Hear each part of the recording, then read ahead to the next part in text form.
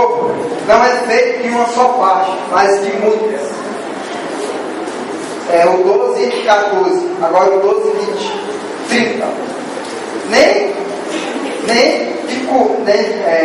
12, 29. Nem todos são apóstolos, ou profetas, ou mestres. Nem todos têm o dom de orar, de fazer milagres, nem de curar doenças, nem de falar em línguas estranhas, nem de explicar o que as línguas querem dizer.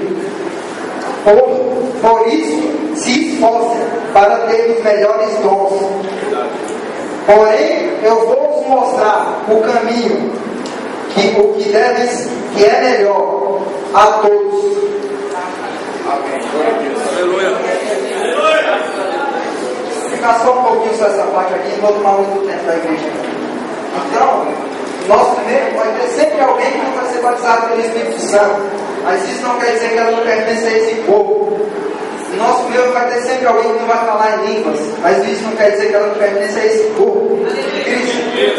Então, que você, alguém que não seja batizado pelo Espírito Santo, que não venha ficar triste, é só buscar, que Jesus vai ensinar o melhor caminho para cada um. Conforme o seu coração de desejo.